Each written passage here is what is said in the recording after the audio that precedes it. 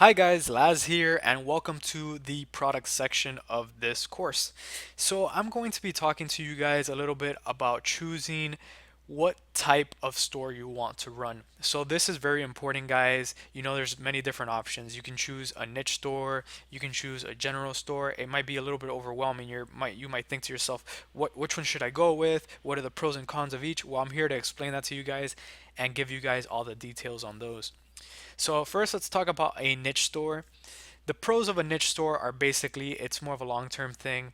If you're selling the same type of products, you're focused on a specific niche, like as we are, for example, on dog products, then we're basically building a brand and we're basically building a customer base which we can retarget, sell more products to. If they bought one item from us, chances are they'll buy another one because they're already interested in these dog items. So it's a niche audience, obviously. So we can retarget them, we can sell them, we can cross sell them, we can upsell them. That means that we're selling them other products that we offer, bundles of products, all that stuff. Those are the benefits of a niche store. Now, some of the cons per se of a niche store are that you're not as flexible in what you can sell because you're limited to a specific niche of products. So keep that in mind, guys, when picking what products to sell.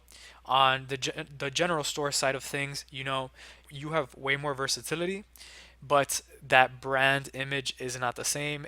People are just going to your store because you're showing them a cool product, but chances of them coming back are very hard. Those you can still make them come back because most of the stores that I run are general stores, but it's kind of like a short-term thing. You just want to push as many products as you can at first, and they may or may not come back depending on the other products that you're selling. But keep that in mind, guys, just when choosing what type of store you want to run. And in these future videos, now in this section, we're going to be talking about products, basically the basics of product research, what we want to look for in products.